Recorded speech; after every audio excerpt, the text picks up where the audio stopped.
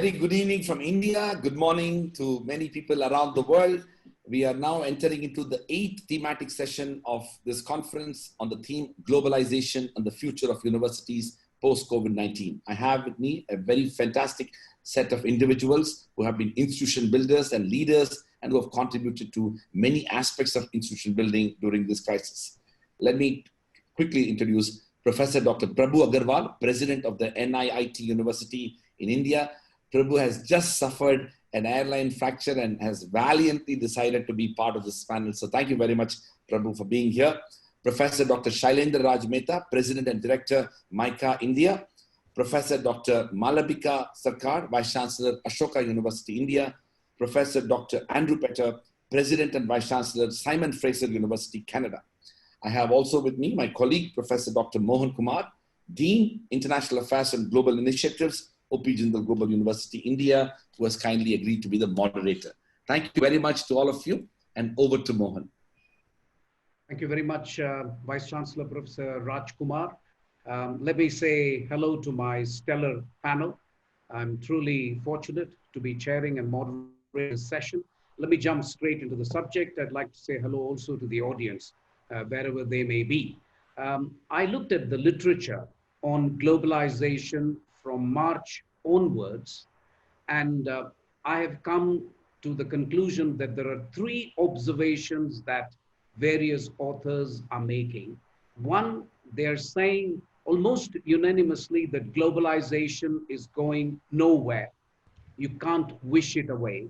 Secondly, they're all saying there have got to be some changes in globalization.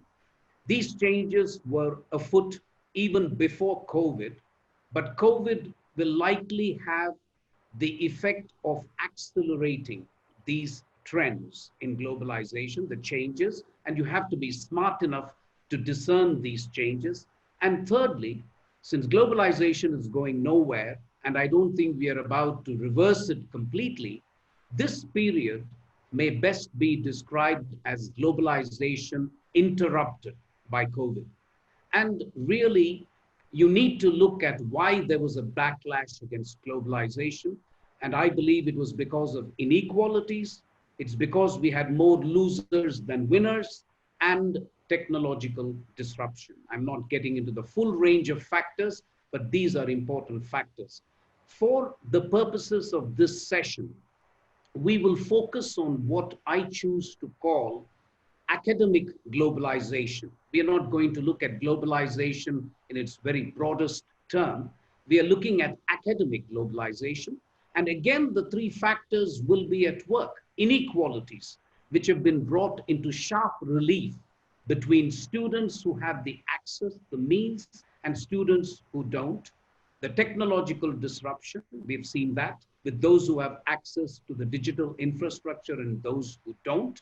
And obviously, you're going to have winners and losers between those who have access to quality, high quality education and those who don't. So my first question, and I'll begin with Professor Agarwal, during this academic globalization interrupted, if you like, what do you think institutions can do? And what do you think are the factors which contribute to an institution which can demonstrate resilience against this period of academic globalization interrupted? Over to you, Professor Agarwal. So that's a very deep question, and I don't think I have a straight answer to begin with, but I will agree with you on two things. Globalization, you can't wish it away, and I'm glad you can't wish it away. Okay, globalization is here to stay and only strengthen. It may take different flavors. That's totally okay. I think you also mentioned three challenges of inequality, access, and quality. However, I look at this, the COVID interruption, or what you call globalization interrupted, as more of an opportunity of an equalizer. And the one thing that can equalize it, can play the role of equalizing this imbalance that you're talking about, to me, is technology. Okay, technology gives us a bridge today, which allows us to connect worldwide. I mean, we are connected right now across globes, across time zones. Academics, I think historically, or academicians and academic institutions have historically had this, I would say, the distinction of being the slowest moving entity in the world, right? I mean, we knew technology was on the forefront of education, and that we are not challenged technologically. It was the teachers and the learners who didn't believe in the model. COVID forces our hand today. COVID forced us to get on the technological bandwagon. And it's unbelievable how many of us have dinosaurs like me. Or, I mean, I would consider myself as a dinosaur who grew up in a traditional system. So I think, honestly, globalization can benefit. In the education globalization, we can benefit tremendously. I can get access to 25, 30, 40, 50 world-class faculty members today who are willing to come on board with me, just as an example, and happily engaging as faculty through virtual classes, through mentorships, through research projects. So I think globalization will benefit. Education globalization will benefit. Regulators will think again hard about how relationships between institutions in India should collaborate with institutions outside. There will be a lot more openness. I believe that is the case, Mohan. I don't know if I've answered your question, but I see this as an opportunity, not as a challenge. Thank you, Professor Agarwal. You've perfectly answered my question. Can I move to Professor Mehta and request you to address this particular issue of this period, which is characterized, as I said, by globalization interrupted? And what do you think your organization is doing to confront this crisis? Right. So I'll actually give an answer in two parts. One about how I believe we should think about the long trends basically in terms of higher education.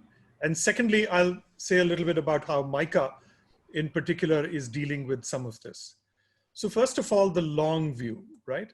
Some of you know that I'm writing a history of higher education with a special focus on the 1800 years when India was the dominant force. Now, we in India know this, but outside of India, most people don't know that universities were first invented in India, roughly around the 6th century BC. And from the 6th to the 12th century AD, 6th century BC to 12th century AD, for 1800 years, India had the finest universities. There were 7 of them. And the whole world, basically all the great civilizations at that time came to India, including the Greeks, including Alexander the Great, who came to Takshala, the first university in the world, to really meet the philosophers there. And the Chinese came, the Iranians came, pretty much the whole world would come. So why did they come? So that was globalization right there in the 6th century, 3rd century BC. And then the Chinese kept on coming for right up until 1000 AD. For almost 1600 years, India was completely globalized in terms of higher education. They came, number one, because that is where the best ideas were. And that is still the case. Whoever basically creates and disseminates the best ideas will ultimately have a seller's market, number one. Number two, technology is a huge distraction. I'm not making this point now. I made this point 4 years ago. It's on YouTube. You can take a look. When MIT was rethinking higher education, they asked me to come and provide the long view. And in 2016, I said, look, MOOCs will make things different at the margin, but they are fundamentally not going to disrupt undergraduate education. So mark my words carefully. I said, they will not distract undergraduate education. MOOCs may very nicely supplement and even supplant graduate education, but undergraduate education, they will not. Now, why did I say that? So I say that because if, for example, you pick one of the great teachers at Takshala, let us say Chanakya or Panini, right? if they were to walk into a modern classroom 2,300 years later, they would be right at home. And remember, in the meantime, there was no writing in 6th century BC in Takshala. That came around the 3rd century BC. So writing came, then tablets came, that is not iPods and iPads, but I'm talking about clay tablets. Then came palm leaf manuscripts, then came parchment and paper, then came printing, then came radio, then came television, then came the internet, and now we have MOOCs and Zoom and everything. Yet fundamentally, education has not changed. And education, if it is to be transformative in the highest sense, still requires a pair of eyes looking into a pair of eyes and making sure that the point has gotten across. That is not going to change, at least in terms of high quality undergraduate education. So basically, I'm arguing that the fundamentals of education are not going to be overturned, especially if they were not overturned when textbooks came. Textbooks were a far bigger technological revolution than the internet in terms of teaching. So that is one set of points. Very briefly, what is MICA doing to address this? So we spent the whole summer completely adapting ourselves to Zoom because that is what we have standardized on. And we've come up with what we call our 30, 45, 36, 6 model. I'm happy to share a paper that we're finishing on this with some preliminary results. And so far it's been very successful. So what we have done is that we have broken our 75-minute class into 2 parts. A 30-minute video is sent ahead of time, at least 24 hours ahead of time. And then the professor teaches for 5 minutes and it's completely interactive, except that the class size is not 60 as it was before, but 36. So on a Zoom screen, the professor is able to see everybody, and in particular, break out into groups of 6, breakout rooms of 6. And this model, we've uniformly imposed it across all our disciplines, all our classes, all our subjects, across the different years that our students are in, and it's worked beautifully so far. So 2-part answer to you, Mohan, and back to you. Thank you very much, Professor Mehta, for the detailed response. Can I move to Professor Petta? I'm particularly happy you're joining us because the motto of your university seems to be engaging with the world. I just saw that today as I was looking up your CV and so on. So from your perspective, how do you handle some period of this particular difficult period of globalization interrupted, knowing as I do that your university and your country in particular have always been open to the idea of receiving students from all over the world? Professor Petta. Well, thank you, Mohan. It's always a danger to quarrel with the moderator, but I would characterize it as globalization disrupted, not interrupted. And like most disruption, there's opportunity and adversity. And so what I see is not a diminution of globalization, but a shifting and a struggle to try to find how we maintain it, and in some cases enhance it. I can say, for example, that our international student numbers, enrollment numbers for the summer and the ones that are projected for the fall continue to be as high as they have ever been. Well, certainly some research has been impacted both domestically and internationally. There's new forms of research, including international research, looking obviously at COVID-19 and at health issues that have emerged out of this, and new relationships that are being formed as a result. And I would say this conference is an example of how globalization is not interrupted. It may be disrupted, and we might have this conference in person and in a different way. And we might regret that we can't get together in person because we won't achieve the same quality of engagement. On the other hand, we have much broader reach than we would otherwise have. We have the opportunity to draw in speakers probably who wouldn't be able to make it otherwise. So I see this as a moment where there is real opportunity as well as adversity. I completely agree with Professor Mehta that teaching and the character of teaching will not change. Technology has to enable, not to drive pedagogy. And I think we will hopefully eventually get back to more in-person teaching, but it may be better because we will better understand how to use technology in service of that teaching. And I guess what I'd say more generally is, while it is certainly true that we see some closing off and some rising of nationalism, there's also a growing sense of interdependence. I mean, how could there not be a growing sense of interdependence around a global pandemic where we need to learn and look to other countries? And of course, those same global dimensions exist in issues like climate change. They exist in issues like food security. So I think that we are in a period of disruption, but not interruption. That globalization continues to be certainly a central part of what universities need to do in order to enrich both the learning experience and the research enterprise. And that while this is a difficult time with challenges, there are benefits that will come from it that will carry forward into what I hope will be a post-COVID era in which technology gained can then be applied to improve both research and teaching and the student experience, and certainly improve globalization in all of its dimensions. Professor Sarkar, can you please address the question that I posed to you? Thank you. You have the floor. Please unmute yourself. Thank you. Yes, yes. Thank you. So in answer to your question, to answer your question, I'd first like to go back to the two previous speakers and to Professor Mehta's point about the history of globalization, of global education in India. I'd like to add, coming from the part of the country where I am today, that we are all aware that exactly 100 years ago, Rabindranath Tagore, the man who's given us India's national anthem and the Bangladesh national anthem, that he had envisioned education as essentially global. So internationalization is a word that he used, but he meant that education has to be global.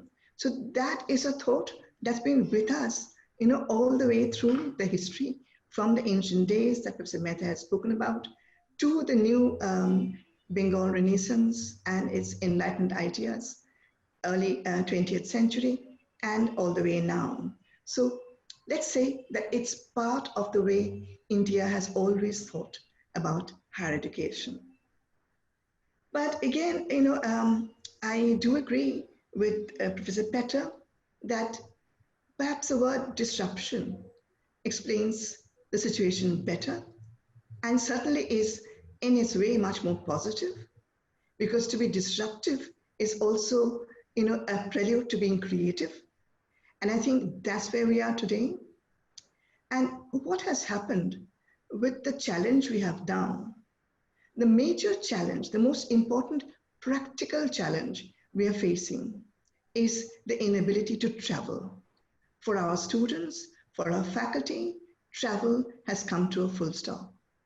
So that is a major challenge, and it's a huge challenge because not only with teaching, but with research also. I mean, some of the most productive moments at a conference happen not during the sessions, but during coffee breaks, or when you chat with people on the side. That's when suddenly you establish connections, fresh thoughts emerge. Those cannot actually happen even in breakout rooms. It's very difficult. The atmosphere simply won't be there. So we are in a situation of challenge. In this situation of challenge, what at ASHOKA we are trying to do is we are trying to perfect online teaching. We had to transition to online teaching in a matter of 4 days, and I think we did a fairly good job of it. But over these summer months, we have been refining the process of online teaching. We have a small committee working on it. And the findings of this committee, as we go forward, is something that we want to share with other universities in India. So we will put this up on our website, an outward-facing website, where whatever we have learned, we want to share with the rest of all of the other institutions in India. We will be doing that. We have been having a large number of conferences online. So we have been having interactions online all of the time. But finally, the most important point is, I think, we all do believe that there will be a post-COVID time not too far away from now. So what happens to this disruptive period in those post-COVID times? I think that's when we will discover that this interruption or disruption has actually been an enabler. It's not been simply negative. It has had its positive outcomes. We will go back to teaching the way we've done, but we will take with us many of the lessons of these times. Thank you very much, Professor Sarkar. That gives me a perfect segue to my next question, which is, let's leave this interruption aside. And as you rightly say, and you ended on an optimistic note that there will be a better tomorrow. So let's assume that this interruption is over and done with. Do you believe we can set in motion, when I say we, I'm talking of the global south, countries like India, can we set in motion a reverse academic globalization? Academic globalization hitherto has been led by the West, the United States, Canada, Australia, several other countries. But can India and can other countries of the global south then take advantage of this opportunity, and we then attract the best faculty, the best students, and after all, the national education policy, which was unveiled just recently, talks of, Indian universities going abroad, the foreign universities coming here. So can we have this process of reverse academic globalization? How optimistic are you that we can swing it? Let me begin with you, Professor Sarkar. All right, that's a fair question, but I'll give you two answers. One is that this pandemic has given us the opportunity to have a large number of interactions across the globe, as this evening, what's happening now. And that has given the world also an opportunity to get to know us better, to see where our strengths are. And I certainly do sense that the world will reach out to us just in the way that we have been reaching out to the world earlier. So I think it will be, in that sense, it is an advantage that we can take from this situation. The other point that, and I think is extremely important is, end of the day, technology is great, it's an enabler, but it is not the final word. The final word is imagination. So where any university or any country can really make a mark, everyone will be equal in terms of technology, more or less, fairly soon. It's imagination, how you leverage that, that is going to make a whole lot of difference to where we are. Thank you. Professor Petta, do you see big changes afoot post-COVID, or let's say next year, when hopefully we have a vaccine and everything is fine? Obviously, you don't think everything is going back exactly the way it used to be. But do you, for example, see big changes from a Canadian perspective? And secondly, if I can also request you to respond to my question, which I posed to Professor Sarkar, which is, do you at all see the global south taking on the mantle of academic globalization? Is that something which is reasonable from your point of view? Well, on the first point, and I don't want to sound like a Pollyanna, but I do think there will be, in a post-COVID-19 world, some changes, and I think there will be changes for the better. I think the use of technology in service of education will be better understood and better utilized. I completely agree that going to a MOOCs model where technology becomes the main driver of education is not going to deliver the kind of educational experience that will serve students. On the other hand, in the transfer of knowledge, I think technology can be very helpful and create more space within the university for deep dive discussions, for critical thinking, for group work, and the like. And on the research side, I do think that, that in the current period, new avenues of connection, new relationships have been formed, and the use of technology has also enabled research collaboration that I think will benefit and enrich and expand the research enterprise. On the other question, I hesitate as a North American to speak for the global South, but I would say this: I think we in Canada at least, and hopefully elsewhere, have a lot to learn from India and from other regions within the global South. I spent a lot of time as president in India. And I believe that it behooves us as universities to not view the Global South simply as a repository of students to attract to our campuses, but as a source of knowledge and learning and enrichment. So where we've pursued dual degree programs, for example, they have been two-way programs where Canadian students participate along with students from other countries, and they learn from each other. When we formed our India strategy, we did it based upon an advisory committee made up of people within Vancouver, but from the diaspora of India and South Asia, and then built it in partnership with institutions in India.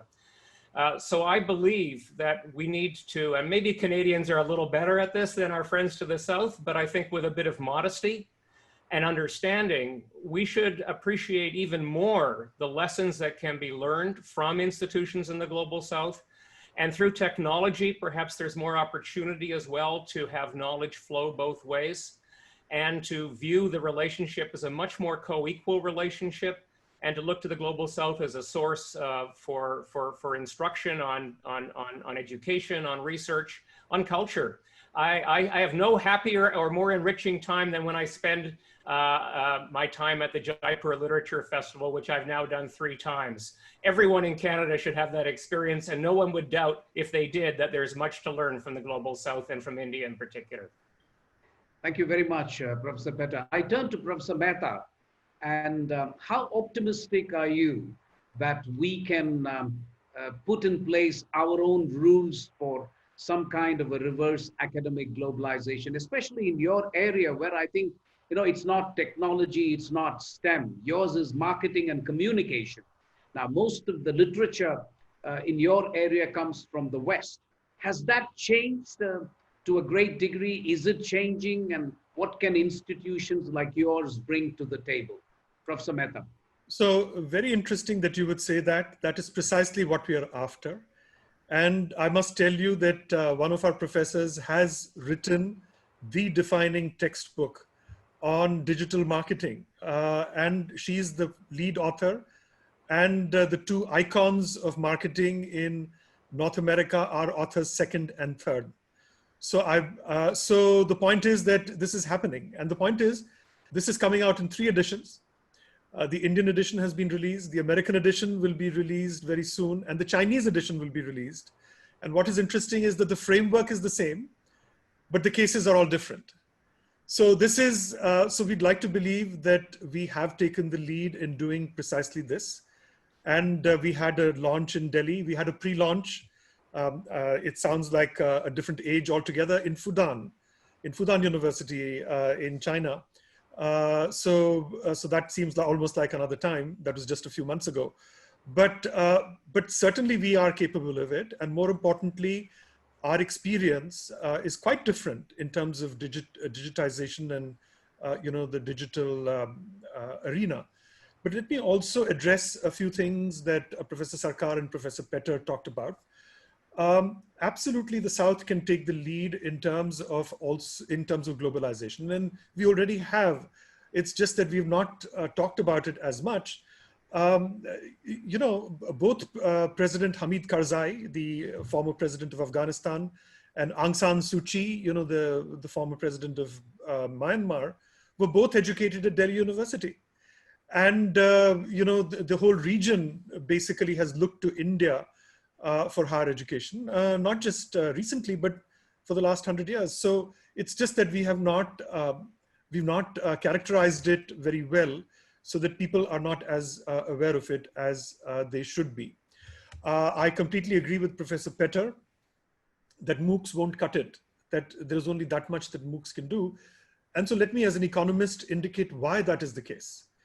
And it is what economists call externalities, right? That is, if Ashoka University has the finest students in India on campus, or Jindal has the finest universities in India, and the world actually, Ashoka increasingly and Jindal also are getting the finest students from the world.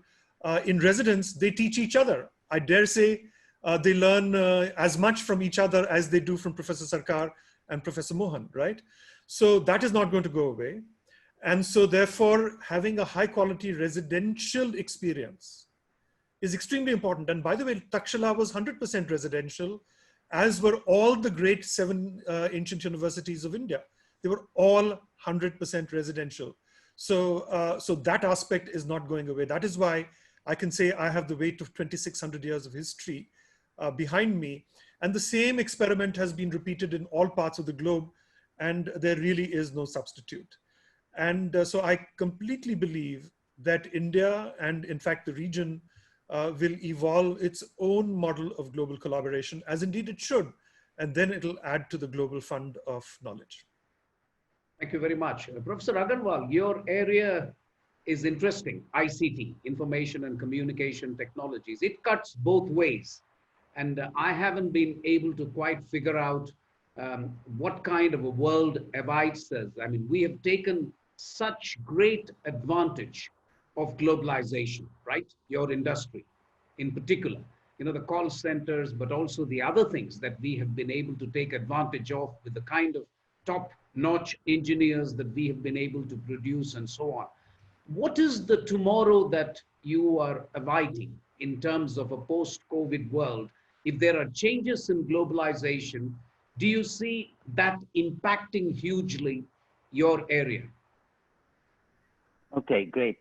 Thanks, Mohan. So actually, I want to build on Dr. Sarkar's comments earlier. You know, it's interesting. So if you go to the history of NIIT University, which is actually powered by NIIT Technologies, and you correctly mentioned there's almost 40 years now of learnings there, and they have been in 36 countries. If I remember this correctly, it's 40 plus years now, and 36 million learners have been powered by NIIT. So we must have learned something, okay? We must have learned something. And I was really impressed, you know, fascinated when Dr. Sarkar said that they were doing research to kind of figure out what they learned over the summer and share them with the world. NU wants to call itself, or NU tries to think of itself as a role model university for the future. And I think the role modeling part that I want to speak about within the NU context, the NIIT University context, is precisely not, it's not education, it's not technology, but it's education technology. I think that we need to expand the word technology and really talk about education technology. And several of your speakers on this panel have alluded to the pedagogical approaches. Professor Mehta mentioned the 35, I might have got the numbers wrong, 35, 45, 36 construct, right? It's so interesting to watch this stuff happening. So I think one of the things that for us is going to be a primary focus area is to build on our technological advances and learnings that we have. We have rich resources, but we really need to collaborate about the learning teaching process. So, you know, how we are so focused on, if I may say, teacher-centric, curriculum-driven models of teaching to a student-centric learning outcome model is really where our mindsets are. So we have played around with this, right? I'm not going to say we are the best, because I'm sure there are many more, but we have had a very solid technological platform to work off on. But at the end of the day, you know, it's seeing into the other person's eye, as Professor Mehta mentioned. How do you accomplish that? What is the social learning piece? You know, you all talked about when you go to a conference, it's not the sessions where you learn much, you learn them over coffee breaks and lunches. How does this all come together in the post-COVID? Because we're not going to abandon technology, I can tell you that. We have seen that it is an enabler. So, and it in a way is an equalizer. There are a lot of things. So I don't believe we are going to go back to classroom teaching and suddenly forget technology. Technology will stay, but it will stay for the right things and not for the wrong things. So I think we want to also focus a lot on EdTech for us. EdTech for us will be the future research, in-depth ideas understanding, pedagogy, learning. And so I think I want to build on our technological 40 years of history into into education, how it is. You know, it's not a MOOC. I agree, it's not a MOOC, right? But there is a big future for ed tech in the coming years. Thank you very much. Let me turn to Professor Mehta and maybe the last round, if you like. Globalization is under attack, and I believe post-COVID academic globalization will also face some stress. It is my wish that universities, especially institutions of higher learning, become strong advocates of globalization. You know, you need to defend globalization because there are those who are going to say, listen, we don't want all of this. We need to go in a different direction. So it's not going to be automatic. The benefit of technology, the benefits of higher learning, the benefits of having world-class universities, these need to be defended. And I'm going to ask Professor Mehta first, how do you think institutions such as yours can become, I don't want to use the word lobbyist because that becomes a little pejorative if you like, but how can we be good advocates of globalization and of academic globalization? Because I am of the view that really for a country like India, the only passport for a majority of the people is good education. That is the only passport to success. So we must actually build a strong constituency which can support academic globalization. That is in the interest, in the fundamental interest of India. So let me begin with you, Professor Mehta, and ask you how institutions like yours can be an advocate, can be a supporter, a defender of this academic globalization. So since you asked me this question, I'm going to answer it with two quotations, one in Sanskrit and one in English. So in Sanskrit, there is a very nice saying which says, Swagrihe pujyate murkhan, swarajye pujyate rajan, vidwan sarvatra pujyate. That is, the fool is revered in his family, the king is revered in his kingdom, but the scholar is revered everywhere, right? So, so I view technology as a way for the very best people in the world, wherever they are located, and they may be in North America, they may be in Sonipat, they may be in Ahmedabad. We obviously have to create very strong institutions on the ground that can receive this collaboration. But once you have strong institutions, and I'd like to believe that all 5 of the institutions represented here are very strong, and they can receive the power that can come basically from good ideas anywhere. So what we are doing is that we are using technology to build those bridges. But at the fundamental level, it is only a person-to-person connect, right? 2 researchers have to be fired up in terms of working together. 2 students in different parts of the globe have to be fired up in terms of working together. And so honestly, while I'd be happy to advocate for globalization, it's going to happen anyway. So that is where my second quote comes in, and I will end with that. So Emerson, I believe it was, who said, if a man write a better book or preach a better sermon or make a better mousetrap than his neighbor, even though he make his house in the woods, the world shall beat a path to his door, right? So it's archaic language a little bit, but it gets the point across. If you build a better mousetrap, but even if you build your house in the woods, the world will find you. And I think the discovery process is going to get a lot easier with the technology, with the wonderful technology that we have at our disposal. And I believe you ain't seen nothing yet, to use an Americanism.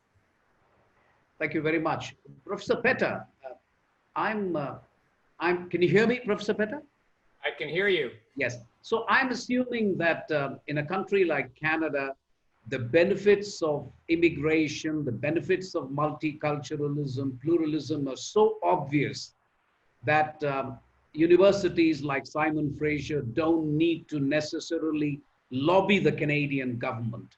But I don't know if I'm right, and I'd like you to respond to it, but That is my understanding anyway. But otherwise, I would like to nevertheless ask you the general question, which may not be applicable to Simon Fraser in Canada, but generally to North America elsewhere. How can universities really be defenders of academic globalization? Because academic globalization needs the help of good universities to demonstrate the benefits of academic globalization to the man in the street.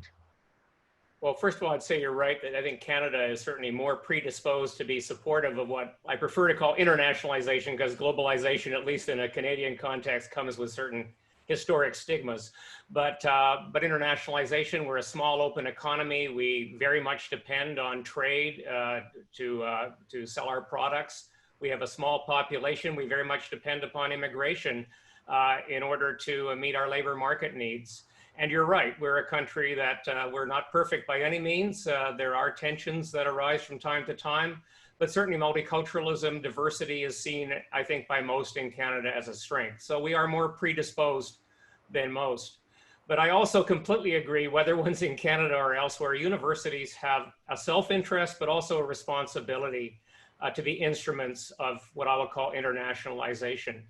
I referred earlier to the fact that so many of the problems we face cannot be solved by countries acting alone. I mean, if this pandemic has taught us anything, it's somewhat ironic that one of the responses to the pandemic by some countries is to close off, when it seems to me so obvious that if we are to address health issues like this, they are global in nature and will require global resolution and a global understanding, and to learn from each other how we respond. Canada has learned a lot, for example, from Asian countries about how to respond to COVID-19, and hopefully we have lessons to share. Well, climate change is perhaps even more inherently global than health, the food security issues.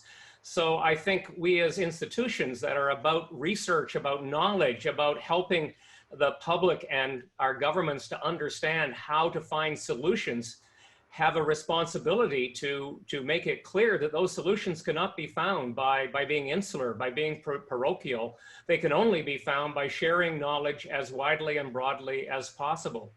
And I think it's also true that the quality of education is very much tied to that sharing of culture and knowledge. I mean, we have a very extensive number. Over 20% of our student body is international. Over 30% of our faculty come from other countries. That is a hugely enriching dimension of the educational experience. And we need to, I think, explain that. I think the students who come out of universities with that degree of diversity do understand it. Our students who go on dual degree programs and come back not only speaking the language, but appreciating the food and the culture of other countries are much better equipped to engage globally for economic as well as social value. So I think we have an important responsibility. I think our research depends upon international engagement, our quality of our education does, but we have an important message to take to our citizens and our governments about the value and importance of internationalization if we're going to get serious about tackling some of the global challenges we face and are going to become participants in a global conversation that has a hope of answering those challenges. Thank you very much. Professor Sarkar, can I ask you, in the context of the recently announced national education policy, do you believe now that there is general consensus in the country that academic globalization is a good thing? Nobody is going to accuse ASHOKA University or Jindal University of being elitist. There will only be calls for more universities like ours. Am I being naive in thinking that? Because India still has to spend a lot more on higher education? Or do you think a case still needs to be made, and that universities like yours and perhaps even Jindal, we need to make a greater effort to demonstrate the benefits of having world-class universities and access to higher education? Looking at the National Education Policy document, reading it, it felt strange. It felt that essentially, the kind of things that people like ASHOKA, Jindal, and others have been doing have simply been stated in that policy document. Because many of the things that we have been striving for, and we have incorporated are there. So the vision is very much aligned with ours, our kind of vision. But at the end of the day, there are some facts that we have to, I think, keep in mind, because it's not a question of this country and that country, or this university or institution and another one. But we are all of us, on screen today, we are all engaged in higher education. And the fundamental part of education, of course, is knowledge. And knowledge is something that I think we all believe that A, that knowledge never sleeps, and B, that knowledge has no boundaries. These are fundamental beliefs that all of us have. So with that, whatever time zone you may be in, whatever country you may be in, an opportunity to share a great thought with another person is not an opportunity that anyone would like to let go of. So, it is absolutely fundamental to the best of universities, and to call them elitist because they believe in it, I think it's unfortunate. It doesn't deserve that label. It's a striving for the best, not excluding. And in fact, just one small point at the end is that in terms of the way that our universities are built, Ashoka, for example, lays a great deal of value on diversity. So we have a lot of financial aid. We have students from every economic strata, but we also have a large number of international students. And to see all of them on campus from different cultures, different backgrounds, the diversity is so enriching. And that is, is of great value. That is an education in itself, outside of what we do in the classrooms. So yes, absolutely. Thank you. There have been some interesting questions, and I'll begin with the question number one. We will probably have time for two questions. So let me turn to you, Professor Agarwal, first. How can we reconcile the increasing academic globalization on the one hand with growing nationalism and anti-globalism sentiments worldwide? We don't have any specific country in mind, but how do you reconcile these two things? On the one hand, there is obviously increasing academic globalization, but on the other hand, there is anti-immigration sentiment, there is nationalist sentiment, there is an anti-globalization sentiment as well. How do you reconcile this as an institution? Reconcile it as an individual or as an institution? As an institution, Professor Agarwal. This is realigning geopolitical equations in the world. I mean, there is not much to it. I mean, we are talking about our countries or nations, not our countries, nations just realigning geopolitically, different priorities are coming up, different power centers are emerging. But it's not a conflict between academic globalization. And what was the other term you used? Academic globalization and nationalism. The sentiment of nationalism. For sure has seen a trend growing, and those were pointed out by you in the very beginning. That why is nationalism rising? You talked about inequality, you talked the haves and the have-nots, and the third part was the access to quality. So nationalism is on the rise. There is clear evidence. It's across the globe, but there's also new strategic geopolitical alignments that are taking place. Like I try to draw a parallel between these air bubbles that we are now creating between countries. That you and I will fly our flights between you and me because we have a strategic alliance. So I take a similar parallel. I don't think there's a conflict here. Academic globalization is not going to be held hostage, if I may, by nationalism, because as all my other colleagues here have spoken, academic globalization is the universal truth. Wherever good knowledge is being created, it's where everybody will gravitate to. You cannot stop that from by nationalization. It might just be a disruption. So I don't see any contradiction to that issue. I don't know. I just don't want, I want to give a short answer. But I want to give another answer that, well, all of you talked about this idea of internationalization, I do want to say that the national education policy statement on internationalization is a welcome step. And at least it's a recognition by our government that this needs to be pushed. Like Dr. Sarkar said, they have been doing this, we have been doing this. The problems that we identified 20 years ago when the universities were established, they are now being just written into the new education policy. Thank God for that. That's all I can say. At least it's been recognized. Now the devil is in the detail, obviously. When we need to roll this out, we'll see how it goes. And you know, so two observations here. Thank you very much. Professor Mehta, if I can turn to you.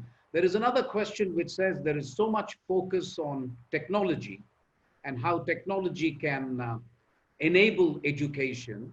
But the questioner says there isn't enough focus on less privileged people having access to high quality education. And the question is, shouldn't there be focus on this issue as well? If you can unmute yourself, Professor Mehta. I'm sorry, yes. No, this is critical.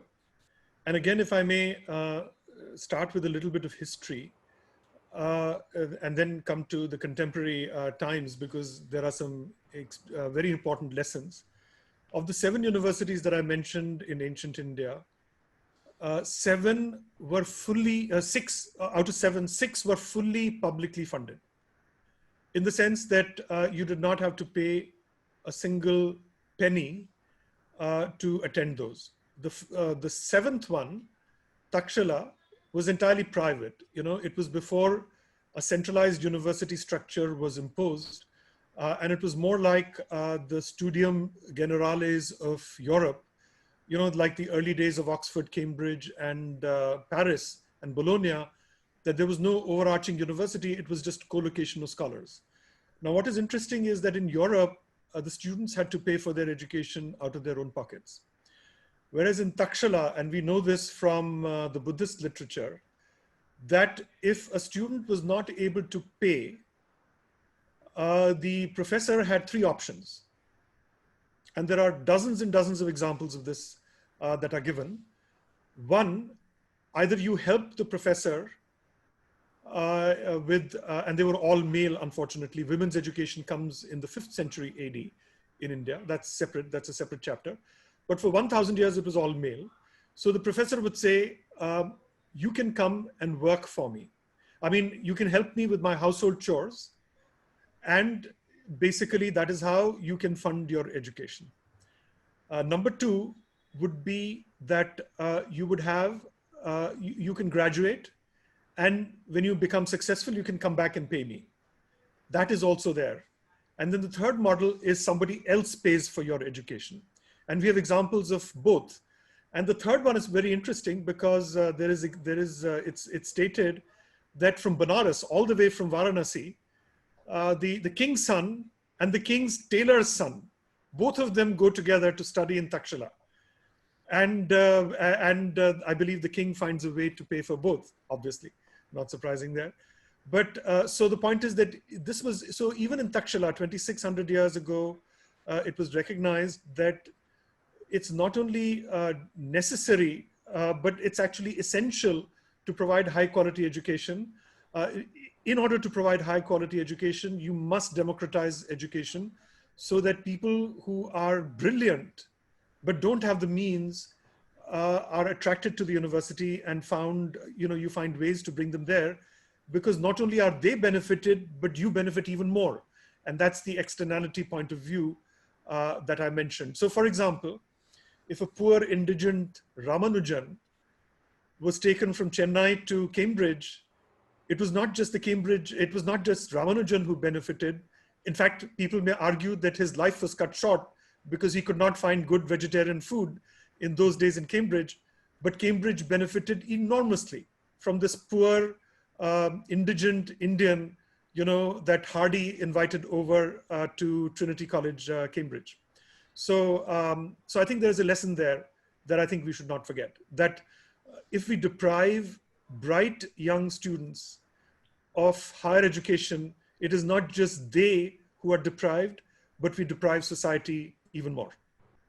Thank you. I want to turn to Professor Petta. We have about 3-4 minutes with the permission of my Vice Chancellor. So if I can ask you, Professor Petta, I'm very curious to know how Canada looks at it, or your university, but more broadly, Canada, about promoting access to lesser privileged students. How do you do this in Canada?